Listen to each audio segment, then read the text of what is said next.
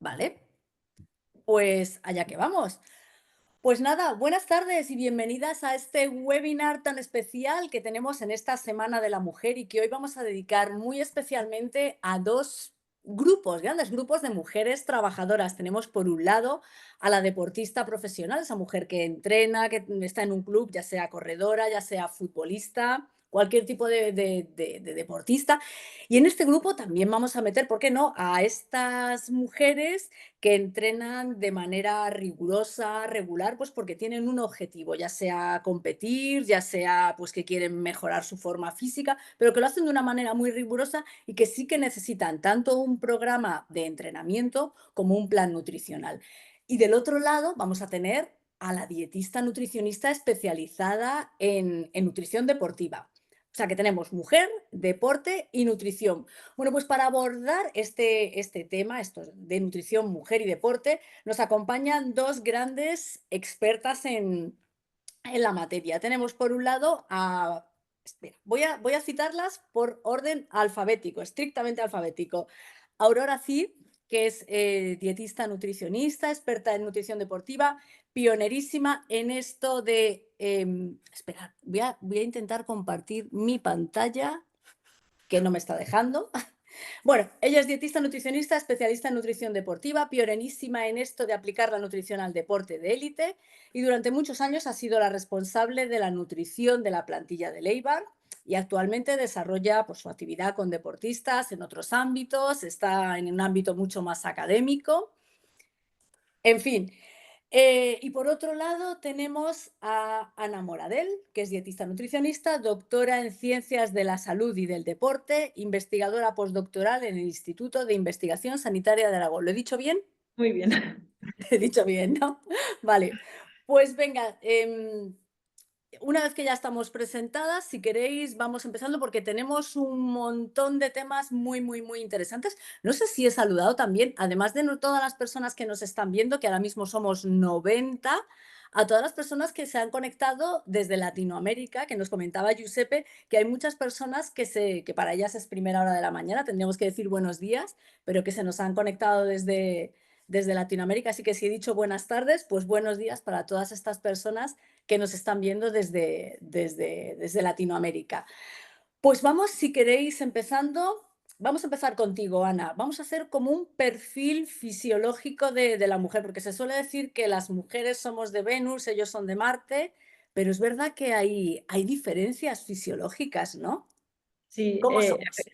efectivamente, Salomé, pues encontramos diferencias en la mujer, principalmente a la hora de acumular masa grasa, que tendemos más a acumularlo en la zona pues, de los muslos y de las caderas. Y esto se debe principalmente a que hay diferencias hormonales en el hombre y en la mujer, en el que nosotros tenemos esos estrógenos que van variando conforme vamos avanzando en este ciclo de la vida.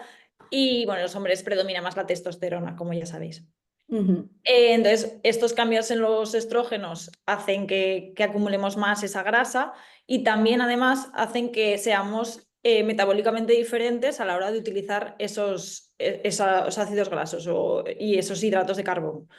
Em, ¿Somos más eficientes a la hora de utilizar las grasas? Eso es, las mujeres tendemos a ser más eficientes, a oxidar más grasa y a depender menos de los hidratos de carbono. Y los hombres, por el contrario, utilizan mejor ese glucógeno y también, pues bueno, esto ya hablaremos, pero les hace que puedan reponerlo también mucho más rápido cuando hacen ejercicio después de hacer ejercicio. Ujú. ¿Estas diferencias se van a mantener a lo largo de toda la vida o a medida que vayamos cambiando, cambia también?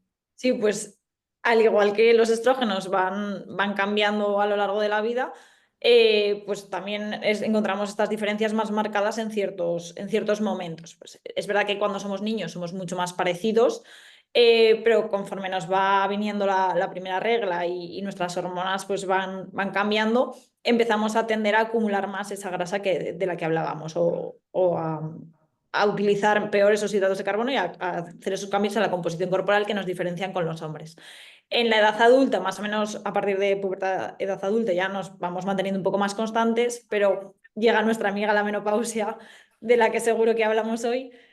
Y bueno, y esto hace que esta disminución de estrógenos que se da en ese momento hace que perdamos esa capacidad de oxidar grasa. A la vez tenemos mayor resistencia a esa insulina o a utilizar esos hidratos de carbono, y esto hace que aún aumente más la grasa visceral y se pierda además la masa muscular. O sea, Ujú. este momento de la vida va a ser súper importante, como seguro que comentamos después. Por eso es tan importante que ahora se habla tanto de que hay que hacer deporte de fuerza en la menopausia, no solamente el aeróbic de Jane Fonda que nos vendían hace años, sino Eso es pesas. súper importante, el deporte de fuerza. Oye, estas diferencias de las que nos has estado hablando, ¿se alteran o se modifican de alguna manera al practicar deporte? Sí, parece que en los deportes de resistencia las mujeres tendemos a ser un poco más eficientes por ese uso de las grasas que nos caracteriza, por así decirlo. Y en cuanto al entrenamiento de fuerza, solemos ser un poco menos productivas, por así decirlo, en cuanto a ganancia de masa muscular, pues porque estos hombres, los hombres, vaya, tienen más testosterona, y tienen una respuesta anabólica mucho más acentuada que la que se nos da en las mujeres.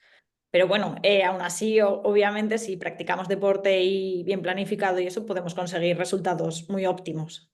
O sea, así por resumir, sería que nosotras normalmente no nos ponemos tan cachas como ellos o no lo hacemos de una manera tan fácil, pero Eso sin es, embargo, en deportes de resistencias, yo en algún lugar he leído que a medida que las mujeres también vayan entrenando más y vayan participando más en carreras de larguísima distancia o de ultradistancia, podríamos incluso a tener un sorpaso. Estoy eso es. hablando de carreras, no sé, de ciento y pico horas, por ejemplo, Es- ultras.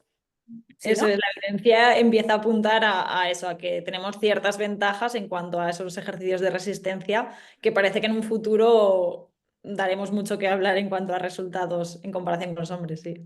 O sea, que habrá una Kilian Jornet dentro de Sí, unos sí. años. Bueno, vamos a ver, que voy a seguir por aquí con el... Me voy a ir un momentito, Aurora. Tú has trabajado durante muchos años con la plantilla de Leibar, que son hombretones, que son deportistas y que son jóvenes. Y ahora trabajas con deportistas de alto rendimiento, pero mujeres. A la hora de... Una de las primeras preguntas es, normalmente los hombres entrenan igual, se esfuerzan igual, vamos a decir, se esfuerzan igual, entrenan al mismo nivel de esfuerzo, la misma hora, el mismo sitio. ¿La planificación nutricional tendría que ser igual o hay diferencias? Sí, bueno, yo he estado 10 años trabajando en el mundo del fútbol, tanto con el equipo femenino como el masculino, pero sí que es verdad que en consulta llevo muchísimos años más trabajando en deportes de resistencia. En esta zona donde trabajo yo, la verdad es que la cultura del deporte de resistencia es muy grande, tanto en hombres como en mujeres. Entonces, he visto la progresión de cómo hemos ido avanzando en nutrición deportiva en la mujer en todos sus ciclos. Desde el punto de vista de nutrición deportiva de la consulta, te diría que cuando vemos a una persona, ya sea mujer o hombre, que realiza deporte a cierto nivel, ¿no? No podemos comparar ni siquiera dos hombres o dos mujeres en las mismas circunstancias, en el mismo horario y practicando el mismo deporte. O sea, pueden ser muy diferentes. Tienen mucho en composición corporal y en el momento de la temporada que estén o del nivel que tenga cada uno, ¿no? En este aspecto, pues sí que me gustaría comentar que el hombre en general es mucho más estable, o sea, trabajar con un hombre en deportes de resistencia o deportes de combate o vamos a decir que es mucho más estable, o sea, pierde líquidos de una manera más estable, su cuerpo funciona metabólicamente de una manera más estable, pero al trabajar con mujeres hay dos hándicaps que nos hacen trabajar de diferente manera o de estar más pendientes de nosotras mismas o de las deportistas. Y es que va cambiando mucho a lo largo de su vida porque van cambiando de etapas. O sea, tenemos ahora mismo en consulta pues, chicas y jóvenes de 12, 13, 14 años que ya practican deporte a cierto nivel, a un nivel muy exigente, que les está empezando pues, esos cambios hormonales, se les baja la Ujú. menstruación, etc., combinado con un deporte de alto rendimiento, ¿no? Entre comillas. Y yo siempre les digo que no es que te dediques a ello, sino en qué cuantía entrenas o qué porcentaje de tu vida es ese entrenamiento. Entonces, claro, tenemos a mujeres que, que empiezan a tener el ciclo, mujeres en edad fértil pueden estar en distintas situaciones, ¿no? Pues que tienen amenorrea o que tienen ciclos, menstruaciones irregulares, que pueden tener ovarios poliquísticos, endometriosis, problemas para quedarse embarazadas, que están embarazadas.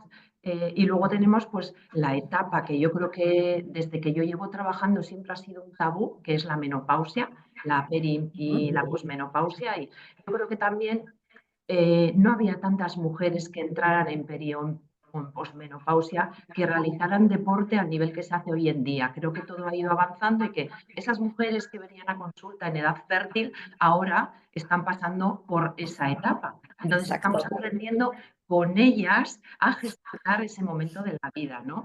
Y claro, vamos cambiando de etapas a lo largo de nuestra vida, pero también es cierto que en nuestro ciclo, y cada mujer tenemos un ciclo menstrual, vamos a decir, puede ser diferente, no todas tenemos el mismo ciclo menstrual, también vamos cambiando hormonalmente, que es un poco lo que nos comentaba Ana, ¿no? O sea, en el mismo mes, nosotras tenemos cambios que los hombres no llegan a tener. Esto en la consulta es un hándicap y trabajar con mujeres deportistas es muy enriquecedor, pero también a la vez es más exigente que trabajar con hombres. Entonces, me parece que en los últimos años hemos avanzado muchísimo, empieza ya a haber artículos y investigación en mujer deportista y la verdad es que tener hoy, por ejemplo, la oportunidad de hablar de ello me parece un lujo. Sí, porque además, y ahora que tengo aquí, os tengo a las dos, pero sobre todo Ana, tú que estás muy metida en todo el tema de investigación, normalmente los estudios se suelen hacer, corrígeme si me equivoco, con varones y caucásicos. Además, es decir, normalmente ni siquiera hay de otras razas y bueno, lo de que haya mujeres ya es como lujo y fantasía. No sé si esto va cambiando. Afortunadamente, cada vez hay más estudios que estudian todo lo que es la mujer en sí y la mujer deportista en concreto. Pero sí, hasta hace no mucho, toda la investigación que había o toda la evidencia que había más robusta en suplementación y deporte y demás estaba realizada con hombres. Porque, como dice Aurora, variamos tanto en ese ciclo menstrual que controlar eso hace o hacía una limitación en esos estudios. Pero vaya, o sea, necesitamos en investigación también que analice esos cambios y esas variaciones en cuanto a suplementación y en cuanto al ciclo menstrual. Y efectivamente, pues como se solían excluir esas mujeres por esas variaciones, la evidencia o las recomendaciones que existen en la actualidad sobre suplementación, sobre todo están basadas en estudios con hombres y hombres caucásicos, deportistas. Por eso sí que es importante ir a Aurora, seguro que os puede hablar también más de eso en cuanto a consulta, individualizar mucho en la mujer y en todas sus fases del ciclo, porque puede haber muchos cambios en esa misma persona. Y tenemos que reivindicarlo. Además, yo creo que esto es Por que es el foro ideal. Tenemos que reivindicar que haya también estudios que sean como un traje a medida nuestro, ¿no? Porque que al final como que nos Ujú. vamos adaptando a cosas que se han hecho para hombres Eso que, es. bueno, pues somos muy parecidos, no te voy a decir que no, pero Ujú. hay Eso como... es, pero hay que como afirmar que realmente si somos parecidos, pues saber que realmente lo somos o que existen diferencias en ciertos momentos. Y es súper importante hacer investigación de calidad en este sentido, pues que acabe siendo pues eso, evidencia científica robusta de las que se puedan sacar conclusiones. Aurora, tú que has trabajado con futbolistas varones y con futbolistas mujeres, me estoy imaginando, por ejemplo, estás en el hotel de concentración, vamos a imaginar que los tenemos a todos, a ellos y a ellas, y que se toman unos macarrones y un filete, o filete y macarrones, ¿no? ¿Van a aprovechar igual los nutrientes de ese menú o hay diferencias? Bueno, en realidad hay diferencias, como hemos dicho, la nutrición deportiva es tan personalizada, ¿no? Que va a influir, por ejemplo, en temas de composición corporal y los hombres que practican fútbol y normalmente tienen una horquilla mucho más pequeña en composición corporal, se parecen mucho ¿sí? Por ejemplo, mujeres deportistas, más concretamente mujeres que practican fútbol, esa horquilla es muy grande. Puedes encontrar a una mujer que practica fútbol con un porcentaje de grasa muy bajo y a una mujer que practica fútbol con un porcentaje más elevado de grasa, pero que es profesional, ¿no? O sea, que al final entra en este mundo profesional. Eso nos va a condicionar mucho, ya no a la hora de absorber nutrientes, sino que también a la hora de, pues, de aprovechamiento de, como nos comentaba antes Ana, ¿no? De metabolización de sustratos, o sea, qué sustratos se utilizan. Y el hombre va a utilizar más los hidratos de carbono y nosotras somos más lipolíticas, ¿no? Tiramos más de grasa. Entonces, realmente, más que hablar de si lo van a aprovechar de diferente manera, pues yo creo que tenemos que hablar de cómo funciona, ¿no? El hombre por un lado y cómo funciona la mujer deportista por otro, y los requerimientos y las recomendaciones tienen que ir un poco en ese sentido. Por ejemplo, ¿no? Comentábamos el otro día en la reunión, y el aprovechamiento del hierro o las necesidades que pueden tener sobre el hierro las mujeres y los hombres, ¿sí? Realmente en el mundo del deporte el hierro es un mineral muy importante en el que nosotros digamos que ponemos mucho la lupa para que nuestros deportistas rindan bien. Pero tenemos el hándicap que en mujeres tenemos la menstruación y las pérdidas son mayores. Por lo que, ¿qué es lo que ocurre? Pues que tendremos que estar mucho más pendientes de su analítica, de su perfil del hemograma, de cómo están, de cómo evolucionan a lo largo de la temporada y también de cómo van evolucionando a lo largo de las temporadas para poder dar la suplementación adecuada o prevenir que no lleguen a una anemia. Y claro, en este sentido es muy importante conocer el ciclo de cada deportista. Es decir, que hoy en día cuando tú trabajas con mujeres deportistas, aparte de toda la información que te puedan dar, que es muy similar de los hombres, pues de fatiga, de cansancio, también nos interesa que tengan aplicaciones para ver su ciclo, para poder relacionarlo con déficits en la analítica o déficits en la dieta, ¿no? Entonces, ya no es el aprovechamiento, sino que los requerimientos en una mujer son distintos y eso sí que lo tenemos que tener en cuenta, ¿no? O, por ejemplo, el mundo de la proteína, que sí que es verdad que los hombres pues tienen unos requerimientos un poco más altos que la mujer, pero hoy en día en estos estudios que estamos comentando con Ana, ¿no? Que cada vez se ven más estudios dirigidos a mujeres, pues podemos saber que en determinados momentos de nuestra vida como mujeres, nuestros requerimientos también van a aumentar en proteína. Por ejemplo, las mujeres posmenopáusicas tienen un requerimiento mayor en proteína y hay que tenerlo en cuenta. O por ejemplo, cuando una mujer quiere bajar grasa corporal, porque es importante para poder tener una buena composición corporal para rendir mejor en tu deporte. Y en ese momento también el requerimiento aumentará. Por ejemplo, los requerimientos de proteína son similares, en el hombre son algo superiores, pero los estudios ya nos dicen que nosotras, por encima de ello, en algunos momentos de nuestra vida, vamos a necesitar más.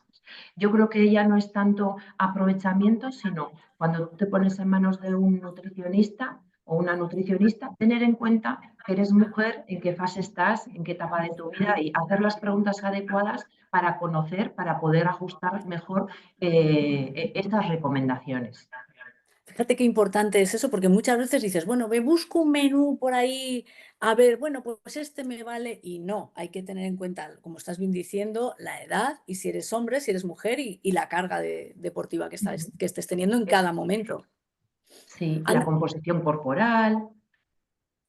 Ana, hemos estado hablando de proteínas, hemos hablado de hidratos de carbono, pero del hierro, pero se nos están olvidando otros micronutrientes que yo creo que también son muy importantes, como puede ser el magnesio, la vitamina C, la cafeína. ¿Las asimilamos igual? ¿Nos sientan igual? ¿Los metabolizamos igual? Bueno, encontramos alguna ventaja en alguno de estos nutrientes que comentas.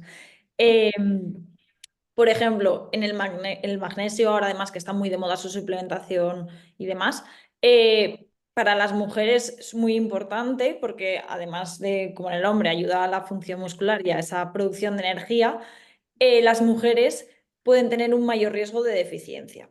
Y además, durante el síndrome premenstrual pueden verse beneficiadas de su consumo, porque pues, ayuda al descanso y puede ayudar a reducir los síntomas. Entonces, puede ser un buen micronutriente el que aportar o que tratar cuando hacemos la planificación nutricional de intentar que se cubra. O suplementar, vaya, si se diera el caso. Luego encontramos también algunos otros nutrientes, como por ejemplo la vitamina C, que aunque se asimile similar también entre hombres y mujeres, hay en ciertos momentos del ciclo menstrual que hay un mayor estrés oxidativo y esta vitamina C tiene ese poder antioxidante que ayuda a disminuir este estado. Y bueno, además que favorece mucho la recuperación muscular, ayuda a sintetizar el colágeno y ayuda a la asimilación de hierro, que al final es uno de los aspectos más importantes posiblemente en la mujer, sobre todo en esa etapa de la menstruación. Y así como suplementos, Y la hay... creatina, por ejemplo, ahora que está tan Eso de es. moda, eso que tanto se habla en los gimnasios, la creatina.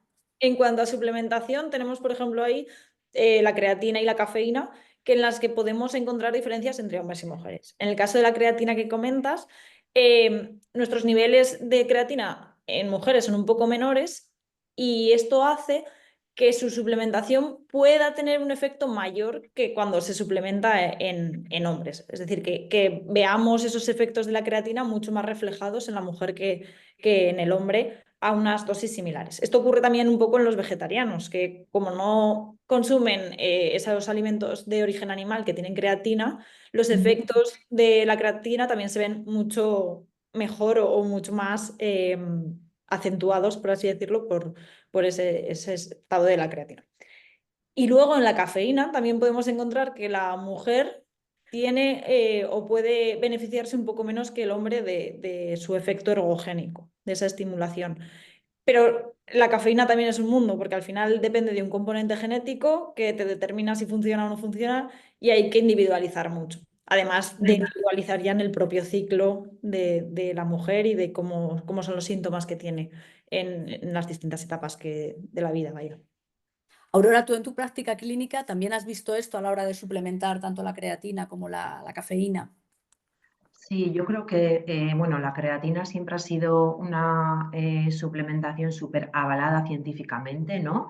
En hombres, pero hoy en día en mujeres, como bien decía Ana, está más que descrita en la bibliografía que nos podemos beneficiar mucho en todas nuestras etapas de la vida, ¿no? Y ahora mismo, como comentábamos antes, ¿no? El tema de la menopausia, que antes era tan tabú y ahora mismo ya hay recomendaciones en que mujeres menopáusicas se pueden beneficiar muchísimo de la suplementación de creatina y a la hora del deporte y a la hora de la clínica. O sea, se está estudiando la creatina para mejorar, ¿no?, todo lo que es a nivel cognitivo y es una edad en la que yo recomiendo suplementar con creatina porque nos podemos beneficiar en muchos sentidos.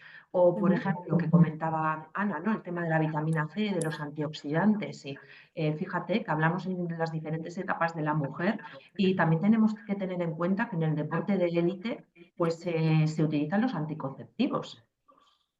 Y realmente los anticonceptivos en una mujer deportista amateur o como tú comentabas al principio del webinar, ¿no?, que nos íbamos a enfocar pues, en una mujer que hace deporte o actividad física por salud y bueno, pues ahí entraría más la clínica y entraría otro tipo de por qué es utilizarlos, pero sí que es verdad que yo me encuentro en la consulta que muchas mujeres que practican deporte de alto rendimiento por su comodidad utilizan anticonceptivos.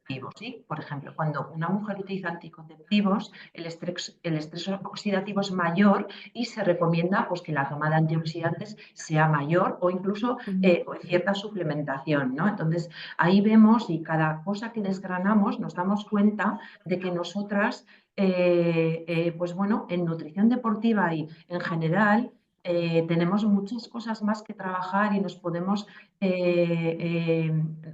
aprovechar muchísimo más de lo que es la nutrición deportiva en las diferentes etapas. Yo creo que es importante que como mujeres y como mujeres deportistas nos pongamos en manos de alguien que nos pueda explicar cómo podemos exprimir al máximo la alimentación, la nutrición deportiva y la suplementación. Vámonos a esa mujer que está entrenando ya a un nivel muy elevado, a nivel profesional. Mi primera pregunta es, ¿nos deshidratamos igual? ¿Sudamos igual? No sé, ¿quién de las dos quiera contestar? Bueno, si quieres, empiezo yo, Aurora. Venga. Y Ana, En principio, la tasa de sudoración es menor en la mujer que en el hombre. Y sí que se ha visto que también la mujer tiende a perder menos sodio en concreto, que es lo que más donde se acentúan las pérdidas por el sudor. Pero obviamente, y como todo, varía la respuesta al ejercicio y esa sudoración varía individualmente, porque bueno, es muy importante controlar esa tasa de sudoración. Luego, además, el ciclo menstrual también está influyendo en esa sudoración. Es que, por ejemplo, en la fase lútea, que es cuando más cansadas también nos solemos sentir y cuando peor usamos también esos hidratos de carbono, también nuestra temperatura corporal está más elevada y eso puede hacer también que nos deshidratemos más. Entonces, súper importante en la mujer, también en todos los deportistas, pero especialmente en la mujer, controlar esa ingesta de líquidos y hacer una buena hidratación antes, durante, si el entrenamiento dura más de una hora sobre todo, y después del entrenamiento. ¿Líquidos y sales o solamente Líquidos líquidos? y eso es importante que si ese ejercicio físico supera sobre todo la hora, que se incluyan ese sodio en las bebidas o hidratos de carbono, etcétera, para asegurar esa hidratación. Aurora, ¿cómo se trabaja en consulta? Porque normalmente solemos centrarnos mucho en la nutrición, pero se nos olvida la hidratación, sobre todo en competición. Muchas veces como que, mm, que es lo último. Aurora, ¿cómo la tratáis vosotros? sí, es una parte muy importante para monitorizar en la consulta, ¿no? Y a mí me gusta muchas veces hablar de monitorización, tanto en la dieta como en la hidratación, como en el ciclo, como en la analítica, ¿no? En cuanto a carencias que puedan tener tanto la mujer como en el hombre en nutrición deportiva, porque lo que pasa a lo largo de las temporadas te puede dar muchísima información para mejorar las recomendaciones. Entonces, desde consulta lo que se hace es monitorizar la tasa de deshidratación, como muy bien decía Ana, y también se trabaja con la densidad urinaria, ¿no? En este caso, para poder ajustar al máximo las recomendaciones tanto en cantidad de líquido como en cantidad de sales. Hoy en día nos encontramos que no es como antes, yo llevo muchos años trabajando en resistencia y la suplementación a lo largo de estos años ha cambiado muchísimo y las recomendaciones también. Una cosa son las recomendaciones de hidrato de carbono durante la práctica deportiva. Hemos pasado de los 60 gramos a los 90 e incluso ahora a los 120, que tú muy bien sabrás por tu condición. Y dejando el hidrato de carbono un poco al lado, y la parte de hidratación me parece importantísima porque si antes los suplementos venían con muy poco sodio, ahora mismo casi todos los suplementos traen un sodio muy elevado y hay que monitorizar para saber cómo se deshidrata el deportista, si necesita más cantidad de líquidos o necesita más cantidad de sodio en el momento del ciclo que está o en el momento de la etapa de su vida y también todo lo que le rodea de manera ambiental. No es lo mismo en un lugar frío que en un lugar cálido. Si tú vas monitorizando y vas recogiendo datos, ayudas al deportista a conocerse más para poder crear una buena recomendación en cada momento, ¿no? No es lo mismo que un triatlón empiece a las 9 de la mañana que sea a las 3 de la tarde, ¿no? Con 28 grados. Eso también hay que tenerlo en cuenta. Es muy importante que los deportistas, tanto varones como mujeres, entiendan que es importante monitorizar las tasas de deshidratación y ver cómo responde tu cuerpo en determinadas situaciones para poder aprender y dar las recomendaciones adecuadas. Lo que bien nos decía Ana, ¿no? Y en la mujer encima hay que tener pues los datos de si tiene síndrome premenstrual, si si estuviera en algún momento del ciclo como la fase lútea donde hay que hacer más hincapié en la hidratación, y sí que es verdad que su porcentaje de agua es menor y que tiende a retener más sodio, pero cuando una mujer se deshidrata y acusa más los síntomas, o sea, se puede ver más perjudicada que un hombre. Eso, además, como dice Aurora, ahora hay que tener súper en cuenta todos los suplementos, porque ahora todos los geles ya van, antes no llevaban sodio y ahora van todos enriquecidos en sodio, así que es súper importante coger toda la información de todos sitios para tener ese monitoreo súper controlado. Y luego además, no sé si Aurora lo utiliza, pero una de las cosas más sencillas que yo he utilizado mucho en deportistas es la escala de orina para antes de las competiciones. Y es que el color de la orina nos va a dar mucha información acerca del estado de hidratación, que es como una de las bases para saber si estamos o no bien hidratados antes de competir o de hacer ejercicio, vaya. Efectivamente, además muy sencillo. Ay, pero Cierto. mira, con la escala de orina, ahora que comenta Ana, que siempre suelo comentar en consulta, que tenemos que tener cuidado porque a veces la suplementación tinta la orina, ¿verdad, Ana? Y a Eso es. veces si tomas algún multivitamínico y que te puede crear ese color amarillento. Entonces, eso, teniendo eso en cuenta, pero en general, sobre todo cuando hablamos de deportistas jóvenes y más que intentar que se pesen antes y después de los entrenamientos para que no se obsesionen, muchas veces se trabaja con la escala del color de orina. Eso de mirarla, si tiene color Coca-Cola, malo. Eso que te Bueno, Coca-Cola ya está Peligroso ya. peligroso ya. Oye, yo recuerdo que cuando corría un maratón siempre me decían, ten cuidado porque se destruyen muchos glóbulos rojos, vas a perder hierro por eso. ¿Por qué sucede? ¿Por qué sucede? ¿Por qué los maratonianos tienen más riesgo de perder glóbulos rojos o destruir hierro? ¿Y cómo nos afecta a las mujeres? ¿Qué tenemos que hacer las mujeres con el hierro? Pues efectivamente, cuando hacemos deportes de resistencia y de impacto, además, más que pues, por ejemplo, en el ciclismo a lo mejor no ocurre tanto, sí que ocurre, pero vaya por otros motivos, pero por ejemplo en deportes como las trails o maratones y demás, ese impacto y ese ejercicio pronunciado en el tiempo hace que se destruyan, que haya una hemólisis, que haya una destrucción de los glóbulos rojos, que también se le denomina eritropoiesis, y que esto haga que haya mucho menos hierro porque hay muchos menos glóbulos rojos que lo pueden también transportar. Entonces es súper importante monitorizar ese hierro, principalmente para saber si debemos o no suplementarlo e intentar a través de la alimentación pues, mejorar su absorción a través de vitamina C, evitando pues, en algunos momentos con ese hierro no hemo. Evitando pues, combinarlos con alimentos ricos en proteína o en calcio. eh, y más o menos esta Aurora seguro que nos comenta alguna cosa más que haga en consulta, pero es súper importante por eso, porque hay una destrucción de glóbulos rojos que hace que disminuya. Y bueno, pues ya hemos hablado que durante la menstruación hay una pérdida de hierro que va a hacer que sea mucho más difícil alcanzar esa ingesta recomendada, que bueno, actualmente está en 18 miligramos al día. Ujú. Pues vamos, si queréis, a irnos a la consulta del dietista nutricionista. Cuando a ti te llega una mujer deportista, ¿qué es lo que, antes de empezar una dieta, cuáles son los parámetros que tú le pides? No sé, sus menstruaciones, ¿qué es lo que le pides?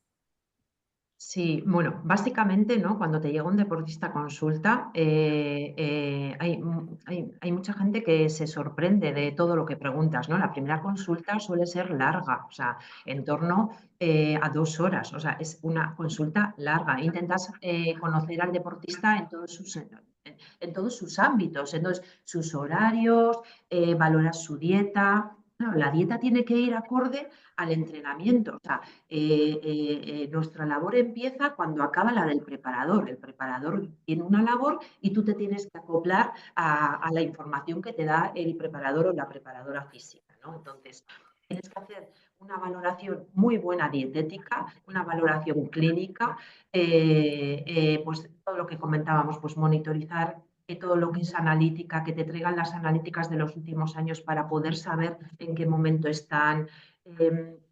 saber qué suplementación toma, cuál sería la necesaria, tanto a nivel de salud como de rendimiento. Yo siempre les divido la suplementación en dos partes. Una cosa es la suplementación por salud, en base a tu analítica o déficits que puedas tener en la dieta, y otra cosa es la suplementación por rendimiento. Entonces, se trabaja la composición corporal, la suplementación, la hidratación y la dieta en todos sus sentidos para mejorar la recuperación, etc. Pero ¿cuál viene aquí un poco el hándicap? Y que de la mujer necesitas muchísimos más datos.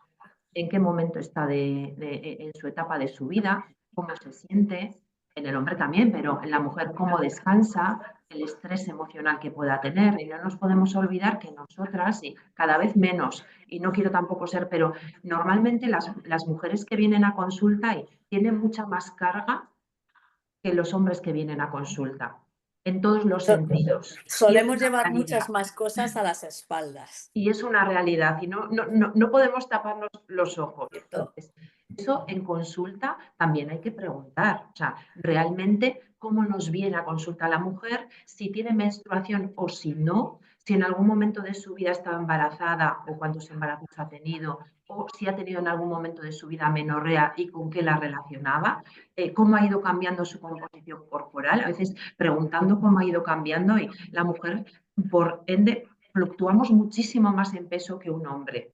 Digo en general, o sea, ya, pero fluctuamos mucho más en peso y es información que te puede dar, ¿no? Para poder trabajar mejor con una mujer deportista. Y luego, algo que sí me gustaría, que se ve mucho en consulta cada vez más, y sí que es verdad que el hombre también, y se está empezando ya a trabajar, pero nosotras tenemos en eso más bagaje y llevamos mucho más tiempo con esa mochila, que es la mochila de comer mucho menos de lo que necesitamos para entrenar, ¿no? Lo que se llama comer por debajo de tus necesidades, ¿no? La baja disponibilidad energética que está ahora, pues que estamos intentando pues, en consulta trabajarlo desde edades muy tempranas. Y en pues me gustaría, por ejemplo, comentar, si me dejas un caso práctico que Sí. tenía hace poco, para que la gente se dé cuenta, ¿no? Hasta qué punto las mujeres estamos condicionadas por ese peso social o por lo que llevamos en nuestras espaldas. Hace poco tuve una niña deportista de alto nivel, ¿no? Era la primera vez que tiene 13 años, era la primera vez que acudía a un nutricionista deportivo porque ella pidió y sus padres no lo veían necesario, pero sí que es verdad que ella entrenaba como para tener un apoyo, ¿no? Y por ser breve, y lo único que hice es valorar su dieta e intentar mejorarla. Y cuando llevaba 15 días, la madre me llamó diciéndome que creía que estaba comiendo demasiado. Estaba comiendo demasiado. Fíjate, Sí, dije, bueno, ese pavor a que se ponga gorda, ¿no? sí, sí, sí. Entonces yo le dije, tranquila, si yo le voy a monitorizar dentro de 2 semanas. Quedan 2 semanas para volver a monitorizarla, hacerle una antropometría completa y ver cómo ha evolucionado. Entonces, aunque coja algo de peso, tú no te preocupes porque luego en consulta se maneja. Yo creo que necesita aumentar la ingesta calórica porque creo que estaba comiendo por debajo de sus necesidades. Y efectivamente, cuando acudió, lo que ocurrió fue que mejoró en su composición corporal. O sea, comía mucho más y había disminuido su porcentaje de grasa y había aumentado su masa muscular. O sea, y ella se sentía muchísimo mejor. Con esto quiero decir que realmente tenemos que poner el foco en que nosotras como mujeres, ya sea inconsciente o conscientemente, normalmente comemos por debajo de lo que necesitamos, sobre todo si hacemos deporte. Y es una labor muy importante en la consulta de nutrición deportiva poder saber y monitorizar muy bien que esas mujeres que muchas veces se dedican al deporte ya de manera ya mucho más seria pueden venir de problemas con trastornos de la conducta alimentaria o miedos por comer, ¿no? Entonces, el poder trabajar en consulta con imágenes, haciéndoles ver que les vas a monitorizar y que no va a pasar nada y que luego hay un manejo importante en la composición corporal y poner el foco en esto a mí me parece muy importante porque los problemas que pueden acarrear en un futuro la baja disponibilidad energética pueden ser muy preocupantes para la mujer. Fíjate que me sorprende que en 2025, con toda la información que tenemos, siga habiendo todavía mujeres, sobre todo las más jóvenes, que se obsesionen mucho con el peso, con no engordar, cuando sabemos que la masa muscular pesa más. que es Sí, más sana, pero pesa más, ¿no? Es normal que tú hagas deporte y aumentes de peso, aunque reduces volumen, porque el músculo pesa más, ocupa menos, por así decirlo, ¿no? Ese es nuestro entorno, Salomé. En el entorno muchas veces de núcleo familiar, de padres que igual no han hecho deporte y sus hijos de repente despuntan en un deporte, no hay cultura de hablar de estos temas y a veces les choca mucho, ¿no? Y piensan que ir a un nutricionista es al contrario, que te ponga a dieta, en vez de que Que te ponga a dieta, efectivamente, para adelgazar así siempre, es. ¿no? sí, que te ajuste, ¿no? O sea, y tienen miedo. Entonces, pues muy importante quitar estos tabús y quitar estos miedos. Nosotros estamos para dar de comer en base a las necesidades y al entrenamiento que tienen estas niñas, mujeres, adolescentes, menopáusicas, embarazadas, en todas las etapas de la vida. Sigue habiendo como mucho miedo también pues, a incluir ese hidrato de carbono por la noche y es súper importante luego pues si has entrenado para recuperar, etcétera. O sea que hay que hacer ahí mucha educación también en la mujer deportista en cuanto a eso y en cuanto al estigma del cuerpo al final, porque o sea, si tú estás haciendo deporte necesitas una composición corporal para tu deporte. Y no estamos hablando ya de, pues eso, del estigma de la estética y eso, que estamos tan acribilladas también a ser delgadas, a no sé qué. Hay que salir ya un poco de esos estándares y ver pues que cada uno tenemos nuestro cuerpo y además cada una rendimos de una manera con un peso o una composición corporal. Bueno, el pasado verano, sin ir más lejos, se criticó mucho a una componente del equipo nacional de waterpolo, si no me equivoco, Efectivamente. porque era bueno, más gordita y era una campeona olímpica, qué narices, ¿no? Y sin embargo se hablaba mucho de ella, ¿no? Fíjate, esta chica, yo creo que qué crueles muchas veces Sí. también. Yo he vivido en el mundo del fútbol, ¿no? Las niñas que son futbolistas y que empiezan a cambiar hormonalmente y sus cuerpos van cambiando y obviamente esos cuerpos se adaptan al deporte que tú haces. Entonces muchas veces tu tren inferior es mucho más voluminoso de lo que a ti te gustaría, ¿no? Entonces realmente hay que educarlas que la composición corporal viene dada no solo por lo que comes, sino también por lo que entrenas y por el deporte al que te dedicas. Entonces, tienes que adaptarte y tienes que mirarte en el espejo y quererte y saber que si practicas ese deporte te va a condicionar también tu composición corporal. Luego, además, en esa época, en esa etapa de la vida, estamos hablando de que cada una evoluciona más rápido o menos rápido, a unas le llegan la regla antes, cambian, su composición corporal cambia y al final, pues eso ahí pues, se comentan las unas de las otras y demás, y hay que tener mucho cuidado. Y luego, además, en ese momento están también alcanzando su pico de masa ósea. Y esto va a ser súper importante porque si no lo llegan o sea, si hacen una restricción energética muy alta y no alcanzan ese pico de masa ósea, cuando sean más mayores y llegan a la menopausia, que por el tema hormonal perdemos mucha densidad mineral ósea, van a tener muchísimo más riesgo de padecer osteoporosis que si hubieran llegado a su máximo de masa ósea. Ujú. Así que es súper importante. Sí, en este sentido, solo el último Sí, apunte, Salomé. En este sentido, yo creo que perdona, porque es que, pero nada, nada, sigue, sigue.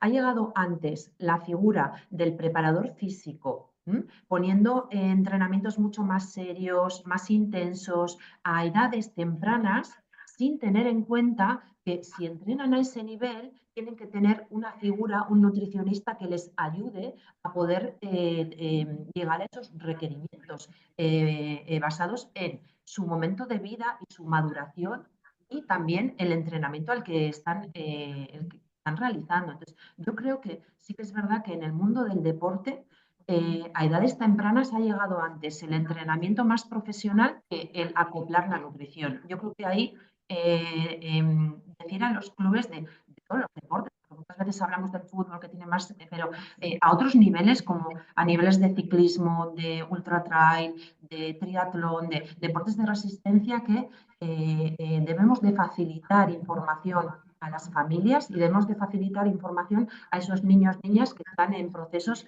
muy concretos de maduración.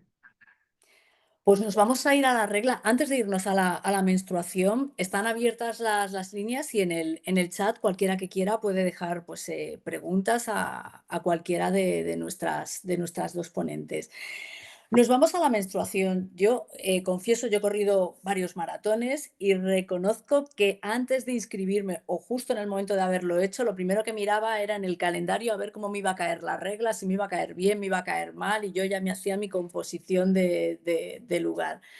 Se puede, porque se puede hacer algo con la nutrición, para, tanto para el síndrome premenstrual, con todo lo que ello nos lleva, de que estás más hinchada, de que estás más abatida y tal, o la nutrición no afecta demasiado. Realmente a nivel científico sí que no hay evidencia para hacer diferente esa nutrición en cuanto a las distintas etapas de la menstruación, pero es verdad que hay que individualizar mucho en cuanto a esos síntomas que tenemos a lo largo de esos periodos. Y es verdad que, por ejemplo, en la fase lútea solemos estar mucho más cansadas, con ese síndrome premenstrual mucho más acentuado, pues que hace que sentamos más fatiga, que estamos más irritables o diversos síntomas que pueden ocurrir en cada una de nosotras.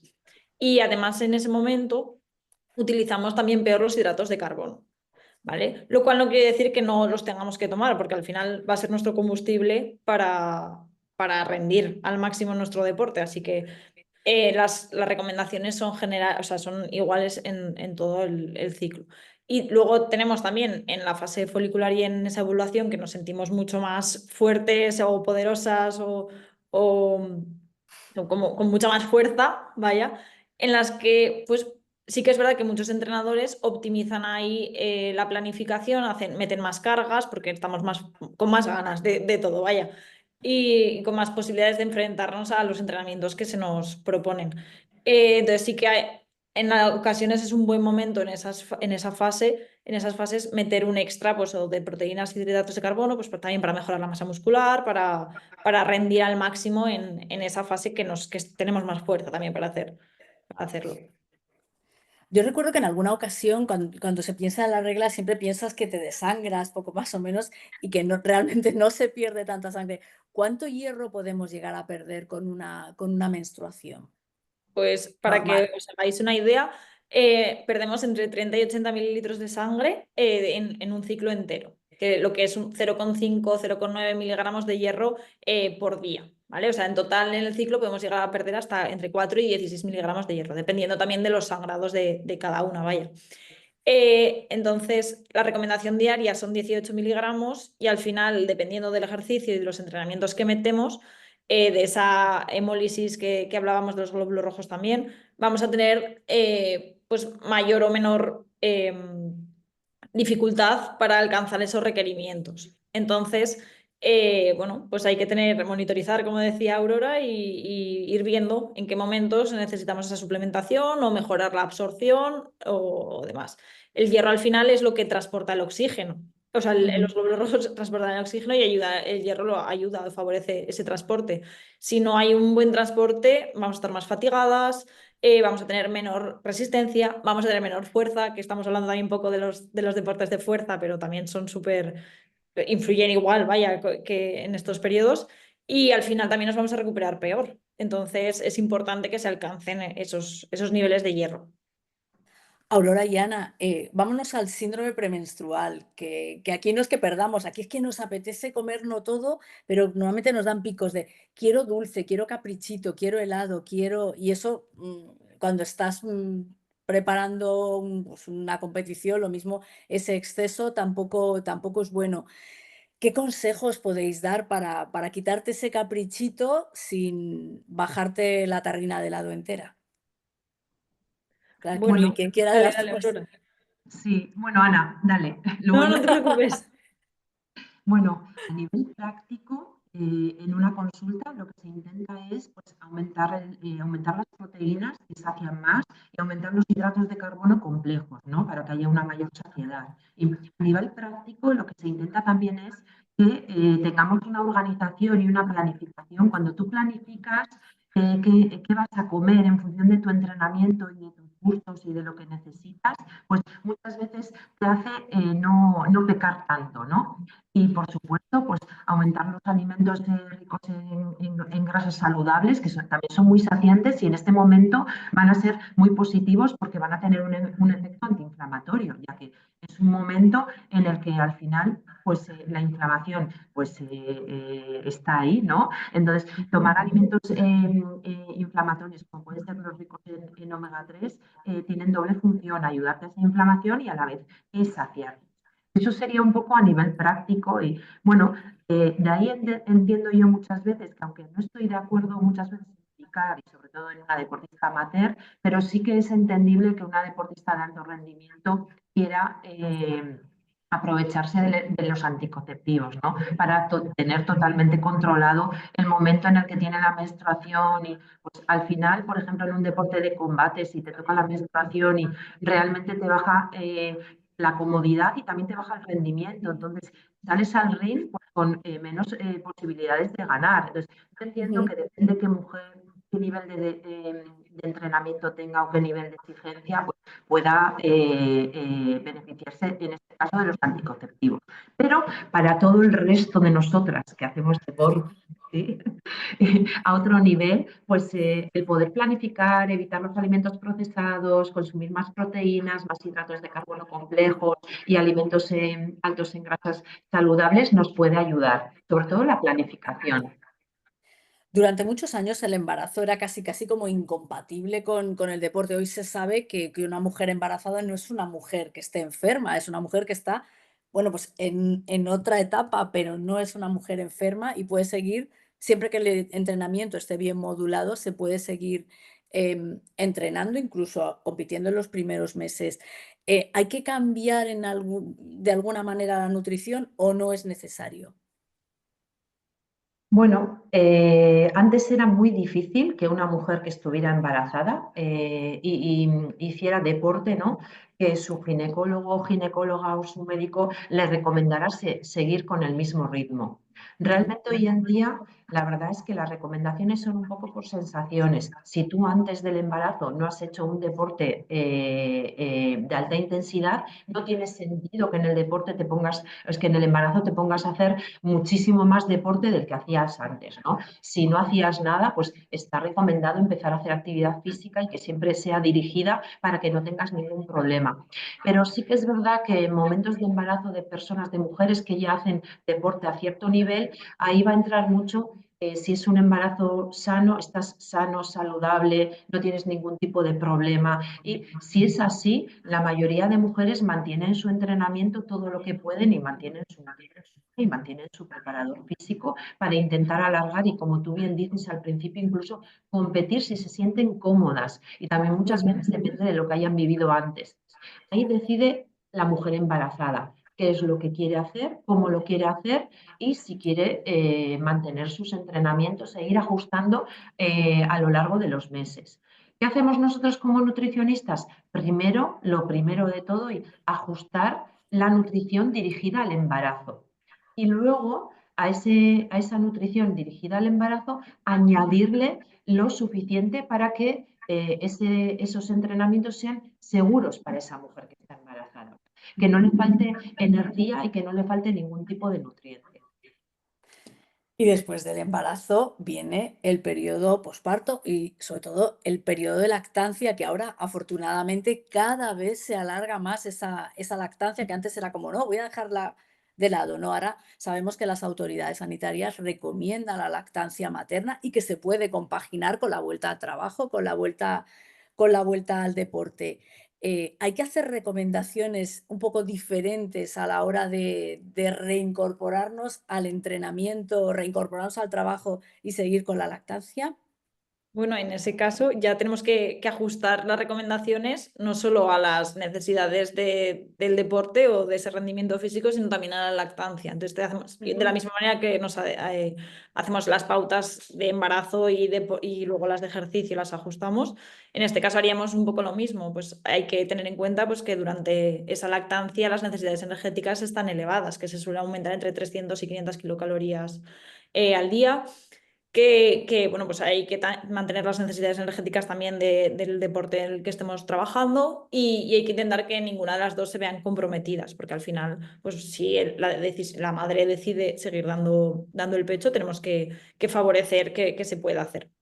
Luego, Por además, ejemplo, en términos de proteínas, que siempre se dice el 0,8 para población normal, población sedentaria, tal, 1,2, 1,4 para Para deportistas, en el caso de una madre lactante, ¿cuánto nos tendríamos que ir en las proteínas?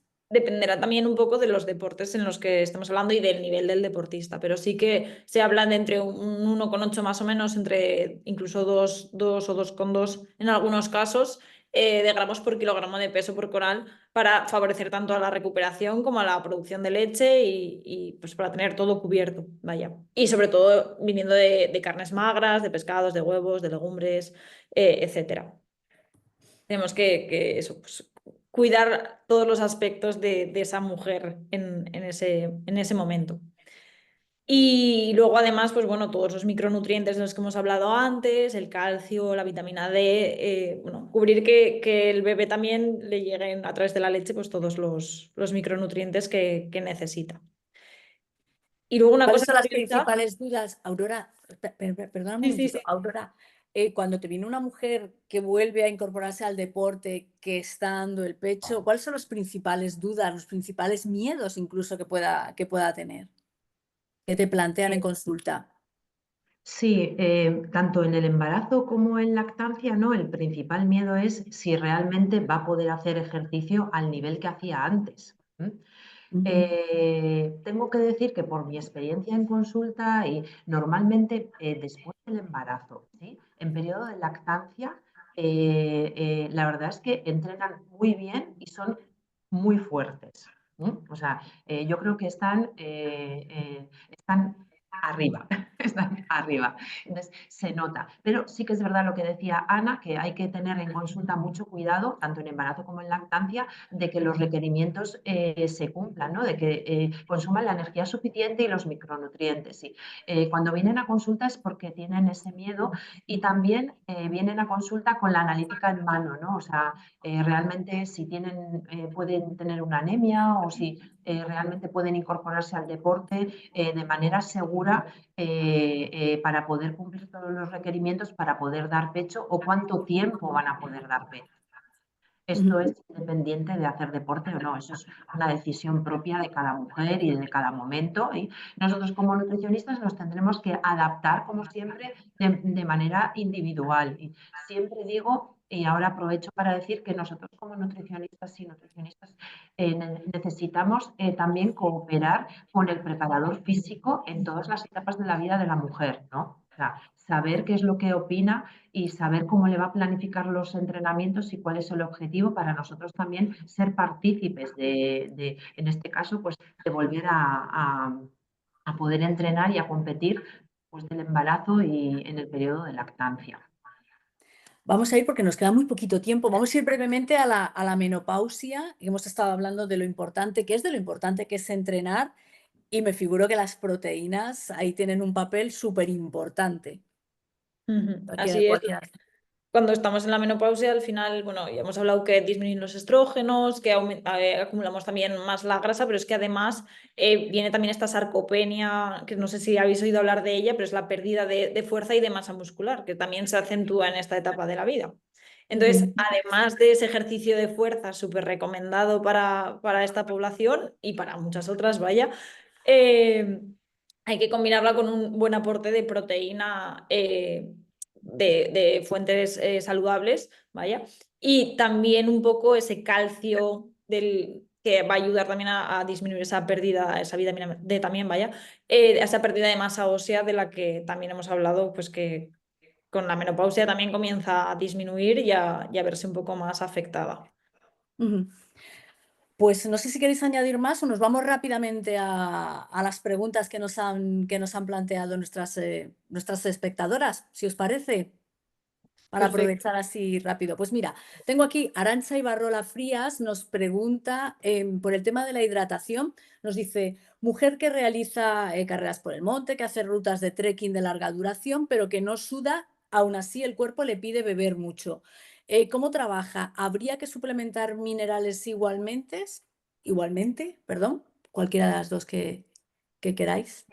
En consulta, como he comentado antes, lo que se hace es monitorizar, ¿no? Los entrenamientos que se parecen más a las competiciones, que normalmente suelen ser los entrenamientos que se hacen el fin de semana porque tienen más volumen, el poder monitorizar esos entrenamientos y ver qué pérdida de líquido tiene en el entrenamiento y cómo va evolucionando en función también de la temperatura en la que entrenan, e ir viendo esa pérdida de líquido de peso antes y peso después, lo que se llama tasa de sudoración.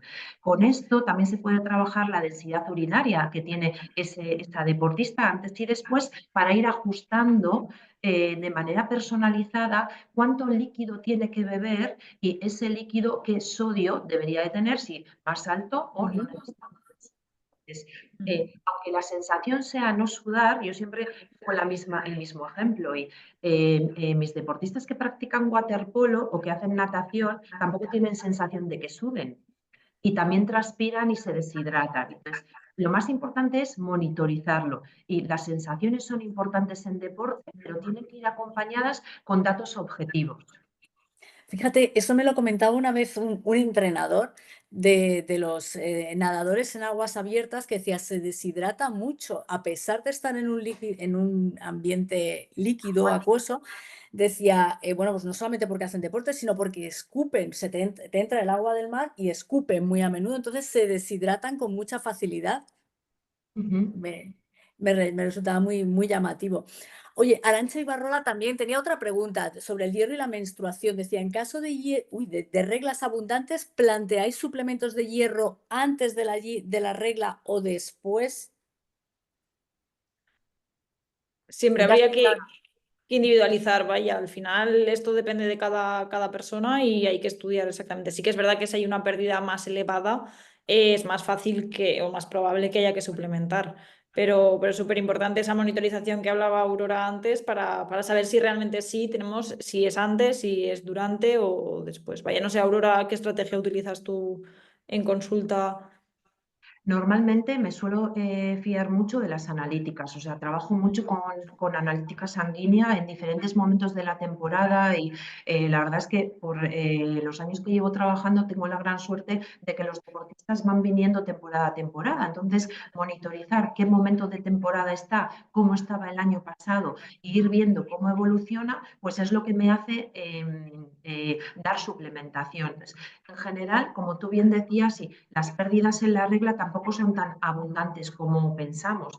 Es más esa pérdida cómo repercute en nuestro rendimiento o en nuestra ferritina, B12, ácido fólico, si todos los parámetros tenemos bien, si tenemos la hemoglobina, el hematocrito, ir viendo cómo evoluciona, ¿no? Y te puedes encontrar ferritinas muy bajas en mujeres y que rinden muy bien.